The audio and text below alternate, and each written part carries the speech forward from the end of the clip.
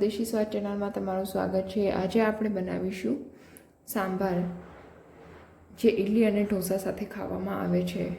મારી રેસીપીને વિડીયો સાથે જોવા માટે ચેનલને સબસ્ક્રાઈબ જરૂરથી કરજો।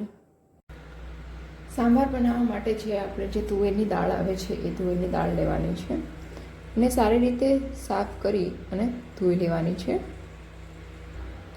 અહીંયા મેં તુવેરની દાળને સાફ કરી અને બાફી લીધી છે। રેસ્ટોરન્ટ સ્ટ્યુ આપણે જે સાંભાર બનાવવા માટે છે એ તુવેરની દાળને છે એ કમ્પ્લીટલી મેશ નથી કરવાની, અધકચરી મેશ કરવાની છે। દાળને છે મેં અધકચરી રીતે મેશ કરી લીધી છે। હવે આપણે સાંભારને વઘારવાનું ચાલુ કરીશું।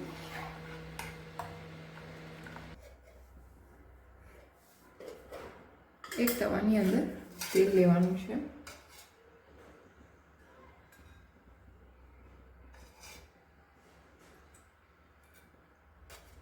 અને તેલને ગરમ થવા દેવાનું છે।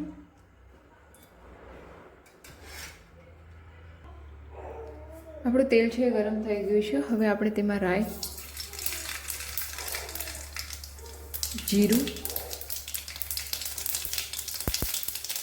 હિંગ પાવડર, લાલ મરચાં અને મીઠા લીમડાના પાન એડ કરીશું। ત્યારબાદ ડુંગળીની સ્લાઇસ એડ કરવાની છે। સાંભારની અંદર સ્લાઇસ છે એ ખૂબ સરસ લાગે છે, તેથી મેં સ્લાઇસ કરી છે અને તમે ઝીણી સમારીને બી નાખી શકો છો।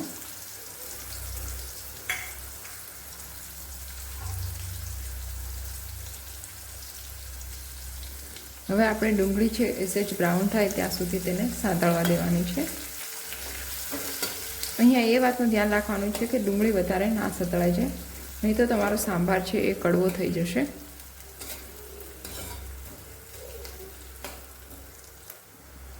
આપણી ડુંગળી છે એ બ્રાઉન થઈ ગઈ છે।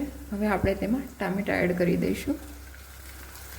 ટામેટાથી સાંભારની અંદર છે ખાટો મીઠો ટેસ્ટ આવે છે।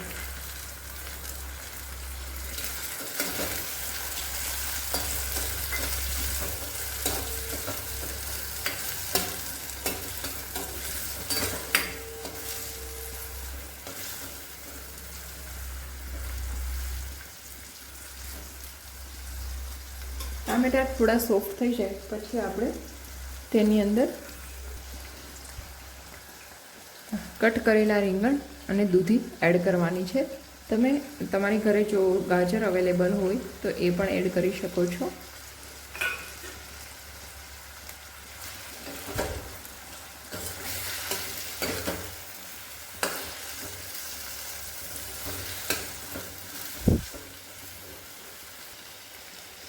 સ્વાદ અનુસાર મીઠું,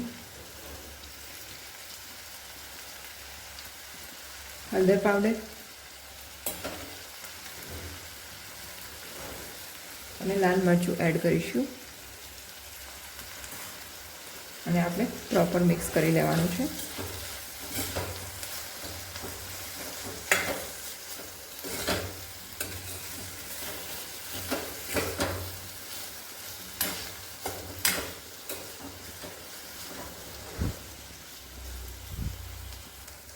ત્યારબાદ આપણે તેમાં 1 ચમચી જેટલો સાંભાર મસાલો એડ કરીશું અને આ બધા શાકને છે એ 5 થી 7 મિનિટ માટે ચડવા દેવાના છે।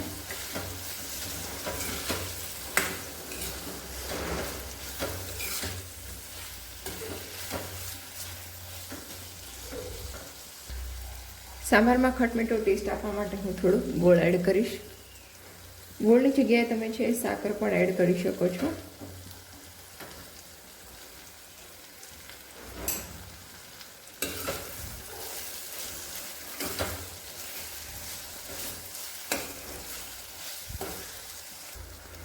શાક છે 70 થી 80% જેટલું ચડી ગયું છે। હવે આપણે કટ કરેલા બાફેલા બટેકા એડ કરીશું।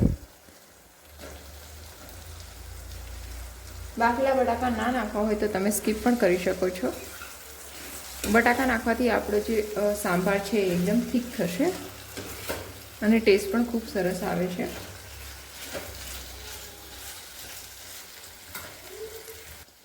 હવે આ શાકના વઘારને છે આપણે દાળની અંદર એડ કરી દઈશું. બધા જે આપણે સબ્જીનો વઘાર હતો એ મેં દાળની અંદર એડ કરી દીધો છે. હવે આપણે થોડું પાણી નાખી અને દાળને ઉકળવા દેવાની છે.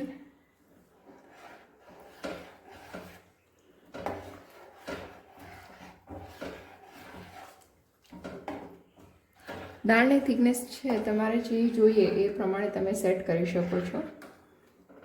જો તમારે થીક સાંભાર જોઈતો હોય તો તમારે પાણીનું પ્રમાણ ઓછું રાખવાનું છે.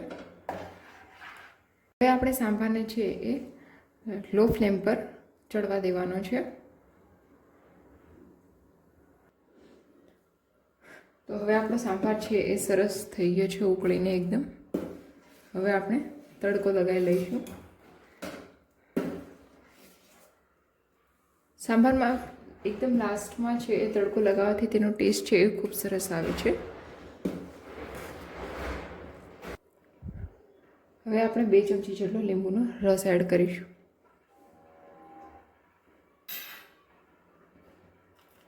લીંબુના રસની જગ્યાએ તમે છે આમચૂર પાવડર બી યુઝ કરી શકો છો. હવે પ્રોપર મિક્સ કરી દઈશ.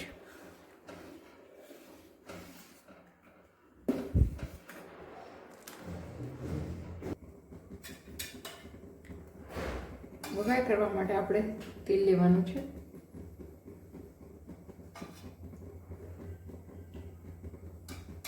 અને તેલને ગરમ થવા દઈશું. આપણું તેલ છે ગરમ થઈ ગયું છે. હવે આપણે તેમાં રાઈ,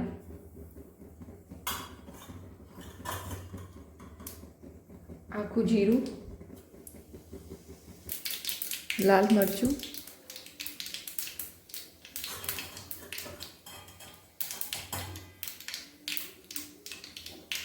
અને ચટણી નાખવાની છે. ત્યારબાદ આ વઘારને છે આપણે દાળની અંદર એડ કરી દેવાનો છે. વઘાર છે મેં સાંભારની અંદર એડ કરી દીધો છે. હવે આપણે સાંભારને છે 1 થી 2 મિનિટ માટે ઉકળવા દેવાનો છે.